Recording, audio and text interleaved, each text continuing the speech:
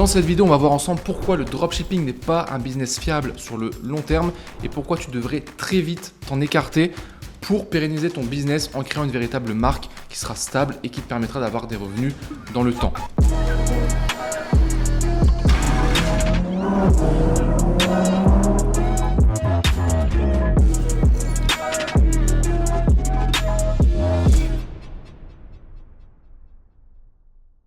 Salut à tous et bienvenue dans cette nouvelle vidéo. Comme d'habitude, avant de commencer, je t'invite à mettre un like tout de suite sur la vidéo. Ça prend juste un clic. Moi, ça m'aide beaucoup pour le référencement de la vidéo. Donc, je te laisse faire ça.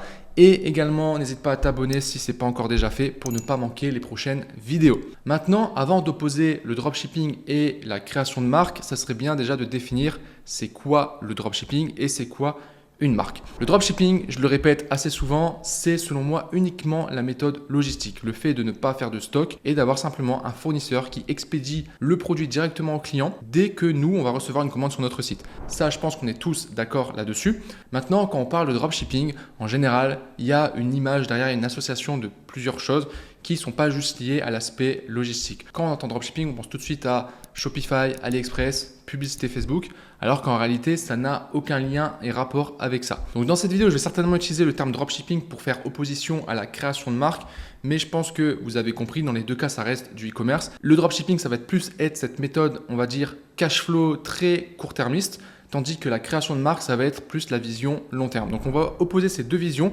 et je vais vous expliquer pourquoi vous devez arrêter de faire du dropshipping aujourd'hui et pourquoi vous devriez plutôt vous concentrer sur la création de marque. Déjà, le dropshipping classique, qu'est-ce que c'est? On va simplement faire de l'achat-revente. En gros, le principe, c'est qu'on va acheter un produit à un fournisseur qu'on va revendre sur notre site plus cher et on va gagner de l'argent via la marge qu'on va faire. On va aussi pour cela faire de la publicité en ligne et le but, c'est de gagner plus d'argent que ce qu'on dépense pour pouvoir être rentable. C'est du commerce de base. Sur la vision dropshipping assez court terme, en général, on va aller chercher un ou plusieurs produits qu'on va mettre sur un site internet et derrière, via une stratégie, une méthode, on va faire de la publicité. Donc, il y a plusieurs plateformes pour ça. Et le but, c'est qu'à chaque fois qu'on va dépenser 1 euro en publicité, on en gagne 2, 3, 4, 5, 10, 15, 20, 30, 50, voire plus. Le gros problème de cette méthode et pourquoi cette méthode, c'est très court terme, c'est que en réalité, tout peut s'effondrer du jour au lendemain. Rien ne garantit que votre pub qui est rentable aujourd'hui le sera demain.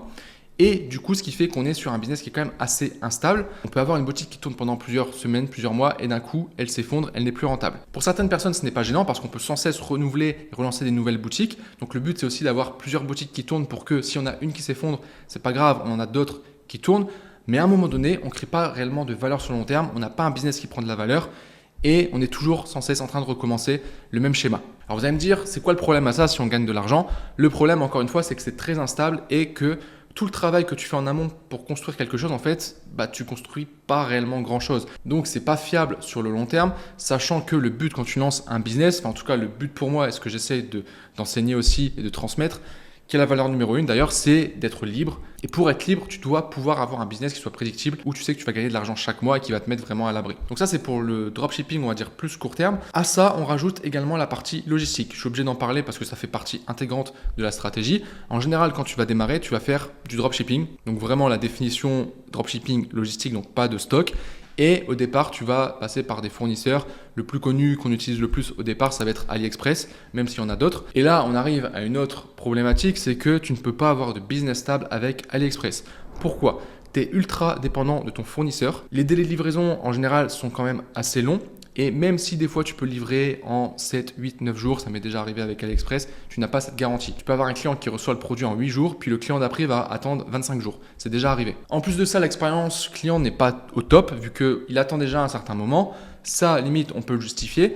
Mais surtout, il va recevoir dans un packaging en général qui est en chinois, qui n'est pas du tout adapté. Et donc, la valeur perçue de ta boutique, de ce que tu vends, en général, c'est pas terrible et il risque de pas recommander chez toi. Donc si on s'arrête à ça, clairement, le dropshipping, c'est pas du tout une bonne méthode pour faire un business qui soit stable, qui te permet vraiment d'atteindre une liberté. Vous allez me dire, ouais, mais Nat, tu parles de dropshipping, c'est un business que tu fais depuis des années, tu formes des gens à faire du dropshipping et là, tu es en train de dire qu'en fait, c'est pas une si bonne idée que ça, que c'est pas forcément un bon business à lancer. Alors, vous inquiétez pas, je vais vous expliquer tout ça, mais avant ça, j'aimerais définir c'est quoi une marque. A contrario, quand on crée une marque, on a vraiment cette vision long terme.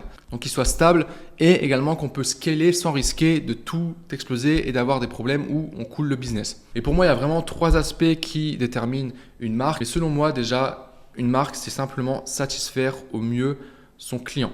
Donc, c'est-à-dire qu'il faudra forcément avoir des délais de livraison plus rapides. On n'est pas obligé d'avoir des délais en 24-48 heures, d'accord? Mais déjà entre 5 à 10 jours, c'est largement convenable. Ensuite, évidemment, avoir un packaging personnalisé pour avoir une expérience client au top, qui sache qu'il a commandé chez cette marque. Ensuite, le deuxième aspect qui est ultra important, ça va être l'aspect fidélisation du client. Tu ne peux pas avoir une marque si tu ne fidélises pas tes clients. Parce qu'à chaque fois, tu vas devoir repayer en publicité pour attirer un nouveau client. Donc, tant que tu es rentable, ça va. Mais rien ne te garantit que tu seras toujours rentable. Et si tu n'as pas déjà une base client que tu vas pouvoir relancer par email ou via des réseaux sociaux, tu risques à un moment donné d'avoir un point de blocage où tu n'arriveras plus à être rentable et tu n'arriveras plus à faire d'argent avec ta marque. Et du coup, on arrive au troisième point de la marque qui est que pour fidéliser tes clients, il faut qu'ils aient la possibilité de racheter chez toi. Donc soit tu proposes d'autres produits complémentaires que tu vas pouvoir ajouter même au fur et à mesure du développement de ta boutique, ou alors tu as un produit consommable que les clients peuvent venir racheter régulièrement chez toi. C'est vraiment les critères essentiels si tu veux créer une marque, il faut absolument que tu aies ça. Sinon, encore une fois, tu es plus dans la méthode dropshipping où tu vas faire de l'argent pendant un certain moment, mais à un moment ça va chuter et tu n'auras plus cette stabilité. Et l'idée aussi sur une marque, c'est ensuite de stabiliser le business. Par exemple, si tu démarres en faisant uniquement de la publicité sur Facebook, tu deviens très dépendant de la pub sur Facebook. Donc si ça s'arrête, tu n'as plus aucune rentrée de trafic et donc de rentrée d'argent. Donc l'idée quand tu as une marque, c'est aussi de diversifier les canaux d'acquisition par rapport à ton produit. Sur Facebook, sur Google, sur TikTok, sur Snapchat, avec des influenceurs. Un autre aspect important, ça va être de faire travailler ta communauté. Donc là, pareil, ça rejoint la fidélisation, mais développer des réseaux sociaux où tu vas proposer de la valeur, du contenu pour que les gens s'attachent à ton univers, à ta marque et que en fait, ils te suivent sur les réseaux et dès que tu feras une offre, tu vendras un nouveau produit, ils seront déjà présents. Plus le fait que quand tu développes des réseaux sociaux, ils grossissent et tu as forcément des nouvelles personnes qui de manière totalement gratuite vont découvrir tes réseaux sociaux et donc ta marque et donc tes produits et vont potentiellement acheter chez toi. Il faut que tu mettes en place tout ça. Donc maintenant, la question à se poser, c'est quoi le mieux? Est-ce qu'il faut faire du dropshipping ou créer une marque? C'est évident que si tu veux un business stable sur le long terme, il faut que tu crées une marque. Et j'ai même pas parlé du fait qu'une marque sur le long terme, c'est également revendable. Tu peux faire ce qu'on appelle un exit et sortir avec un gros montant en fonction du chiffre que tu fais, de la base client que tu as, etc. Donc oui, il faut faire une marque. Mais alors pourquoi les gens font encore du dropshipping? Pourquoi je fais également encore du dropshipping alors que c'est mieux de créer une marque dès le départ? La réponse est simple, quand tu veux faire une marque, il te faut du stock, il te faut un packaging et ça demande tout simplement du budget supplémentaire. Tu dois acheter un stock à l'avance et donc prendre un risque plus gros que si tu commences en dropshipping. Et ça prend également plus de temps à mettre en place. Et c'est là que en fait, le dropshipping a sa carte à jouer et qui peut être intéressant de faire du dropshipping uniquement dans un premier temps pour lancer son business. Donc quand vous lisez le titre de la vidéo, arrêtez le dropshipping et faites une marque, en gros, ça veut dire que dans l'optique du e-commerce, quand vous vous lancez en e-commerce, vous devez avoir cette vision, je fais une marque sur le long terme. Par contre, vous pouvez utiliser le dropshipping pour commencer. Et moi, j'encourage les débutants à utiliser au départ cette méthode de dropshipping parce que ça fonctionne. Il n'y a pas besoin d'investir un budget en stock. Donc, c'est déjà des coûts qui sont réduits, même s'il y aura quand même des coûts en marketing. Ensuite, en dropshipping, oui, tu peux gagner de l'argent. Tu gagneras du temps aussi sur la mise en place, ça ira plus vite. Et ce n'est pas un problème au départ de livrer un peu plus longuement. C'est sûr que tes premiers clients, ils n'auront pas une satisfaction maximale. Mais encore une fois, si tu les satisfais avec un bon produit qui répond à leurs problématiques, que quand le client reçoit son produit, le résultat que apporte le produit correspond bien au marketing que tu en as fait, il sera satisfait. Même si la boîte, elle est en chinois ou si le packaging, il est en chinois, tu auras peut-être un léger pourcentage des clients qui vont vraiment se plaindre, mais c'est très très rare. Et honnêtement, moi, ça m'arrive très très peu de fois. Maintenant, attention, dropshipping ne veut pas dire un site fait à l'arrache avec les photos du fournisseur, etc. On va quand même développer un branding et on va faire quelque chose de propre. Donc, bien marketer son produit, avoir ses propres contenus, photos, vidéos, créer ses propres publicités pour faire la différence. On utilisera juste la méthode logistique du dropshipping au départ. On utilisera un canal d'acquisition pour faire venir nos clients en fonction de notre produit. Et j'insiste vraiment là-dessus, quand vous démarrez au départ, le problème au départ, c'est pas la logistique ni la livraison. Le problème, c'est votre produit, votre offre, votre marketing. C'est là-dessus que vous devez travailler pour vendre. Parce qu'une fois que vous vendrez, vous savez que vous allez faire du bénéfice. Donc, ça ne sera pas un problème d'investir dans du stock. J'espère que vous y voyez un petit peu plus clair. Mais en gros, je vais résumer très simplement. Vous avez 3 options. La première option, c'est de rester dans cette méthode de dropshipping classique et d'enchaîner les boutiques pour générer du cash flow. C'est pas mauvais en soi. Pourquoi c'est pas mauvais? Parce qu'en fait, c'est une méthode que vous pouvez utiliser pour générer de l'argent, pour potentiellement ensuite, avec cet argent, investir dans un autre projet. Tout dépend de votre objectif. Est-ce que vous avez pour objectif de stabiliser un certain revenu mensuel. Et dans ce cas, vous pouvez utiliser le dropshipping en enchaînant plusieurs boutiques, en renouvelant à chaque fois, même si à un moment ça risque de ne plus fonctionner. Il y a ce risque-là, c'est pas non plus la chose la plus stable. Ou alors vous voulez juste une somme d'argent pour ensuite prendre cette somme et l'investir dans une vraie marque pour que ça soit vraiment plus stable sur le long terme. Ou alors dans un autre business ou un autre projet. Sauf que même si vous restez avec cette méthode, donc avec un seul canal d'acquisition, vous vous cassez pas la tête pour pouvoir fidéliser des clients, créer des réseaux sociaux, diversifier les canaux d'acquisition, etc. Il y aura quand même une problématique à un moment donné au niveau de la logistique. Si vous voulez vendre avec un haut volume, il faudra dans tous les cas à un moment donné faire du stock. Donc ça, il faudra y passer. Au niveau du stock, vous aurez plusieurs possibilités. Soit vous commandez un stock au fournisseur et vous le gérez vous-même. Vous pouvez l'expédier depuis votre pays. Ou alors, vous pouvez faire du stock également en Chine, soit avec votre fournisseur directement, soit avec un intermédiaire qui sera un agent privé qui va vous permettre de gérer toute la logistique pour vous, avec le packaging. Et en fait, quand on est à ce stade, on est plus au niveau de la deuxième option qui est de faire du dropshipping amélioré. On reste sur une méthode simple où on a un site, un ou plusieurs produits et on fait de la pub pour vendre ces produits et le but c'est de prendre du bénéfice, sauf qu'on a amélioré derrière la partie logistique. Il y a beaucoup de personnes d'ailleurs qui restent à ce stade parce que ça leur convient, ça génère du cash flow. Il y a un bon service client, les clients sont satisfaits, donc ça tourne bien. Le problème c'est qu'on reste dépendant quand même d'une seule source de trafic et que ça peut s'effondrer à tout moment. Et la troisième option c'est de faire une marque directement. Donc si vous avez le budget et l'expérience, vous pouvez acheter directement du stock pour faire une marque, sachant que vous n'êtes pas obligé d'investir des dizaines de milliers d'euros pour faire du stock. Entre 500 et 1000 euros, vous pouvez déjà commencer, alors en fonction du coût du produit évidemment, à faire un petit stock. Si vous avez ce budget à investir, la seule chose à prendre en compte, c'est que vous prenez un risque supplémentaire. À vous de voir si ça vaut le coup ou non, mais vous pouvez directement partir dans cette optique de marque et en développant les différents éléments. Donc toujours commencer quand même par un seul canal d'acquisition et ensuite les multiplier. Commencer à développer les réseaux sociaux, avoir une stratégie de fidélisation avec d'autres produits. Et j'insiste vraiment sur le fait que quand vous décidez de faire une marque, vous devez le réfléchir en amont. Il y a une grosse phase de réflexion sur quel produit on va lancer, comment on va fidéliser les clients, comment on va développer les réseaux sociaux, quelle stratégie de contenu on va mettre en place, qu'est-ce qu'on va développer comme canaux d'acquisition, Facebook, Google, TikTok, etc. Est-ce qu'on va prendre des influenceurs aussi?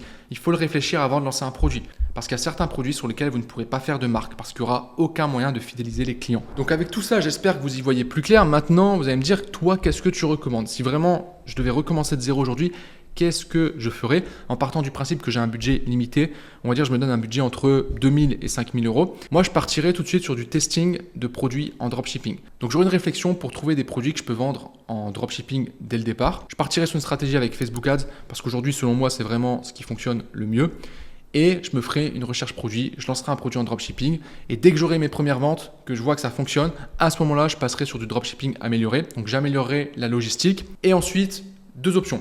Soit mon produit, je peux le transformer en marque et donc je développe la fidélisation client, je développe les réseaux sociaux, j'ajoute d'autres canaux d'acquisition si c'est possible de le faire. Ou alors, je reste bloqué en dropshipping amélioré, je force sur le produit jusqu'à épuisement pour faire entrer un max de cash avec ce produit. Et en parallèle, je suis déjà en train de réfléchir à lancer d'autres produits. Jusqu'à ce que potentiellement, j'ai aussi un produit que je lance que je pourrais transformer en marque et que ça soit stable sur le long terme. Je pense que c'est vraiment le meilleur compromis en termes de stratégie. Il y a juste une question que vous devez vous poser, c'est que quand vous lancez un produit, vous devez savoir est-ce que le produit que vous lancez, vous le voyez sur une marque long terme ou vous vous dites peu importe que je puisse faire une marque ou pas derrière, le but c'est de prendre du cash flow. Et après, avec ce cash flow, je pourrais lancer une autre marque sur un autre produit. Ça, c'est un choix personnel. Il n'y a pas de mieux. Parce que j'ai déjà vu des gens lancer des produits en dropshipping juste pour faire du cash flow. Puis à un moment, il y a un produit qui se démarque un petit peu sur lequel ils font une marque. Et j'ai déjà vu aussi d'autres personnes choisir un produit sur lequel ils peuvent faire une marque dès le départ. Et ils le lancent en dropshipping. Et dès que ça fonctionne, ils le développent en marque. Mais en tout cas, ce qu'il faut retenir, c'est que l'objectif à long terme, si vous voulez avoir un revenu stable et une vraie liberté grâce au e-commerce, c'est de viser la marque. Il n'y a que comme ça que vous aurez des vrais résultats qui seront stables dans le temps et que vous pourrez vraiment avoir cette liberté. Si vous voulez avoir plus de détails sur la stratégie que je mets en place, je vous ai fait une vidéo 100% gratuite. Ça dure une quarantaine de minutes. Vous avez le premier lien en description. Je vous invite à cliquer dessus si vous ne l'avez pas encore vu. J'explique un peu plus en détail ma stratégie. Je vous montre un exemple avec une de mes boutiques, une de mes marques même. Et allez voir la vidéo parce que vous aurez un max de valeur dans tous les cas et vous apprendrez des choses. Un grand merci à vous d'avoir regardé cette vidéo jusqu'au bout. J'aimerais vraiment que vous me donniez votre avis sur ce que j'ai évoqué dans cette vidéo, dropshipping, marque. Quelle est votre vision par rapport au e-commerce? Est-ce que vous êtes plus dans l'optique de créer une marque ou de vraiment générer du cash flow en full dropshipping? J'aimerais bien avoir vos avis là-dessus. En tout cas, sur ce, je vous souhaite une très bonne journée et je vous dis à très bientôt. Ciao!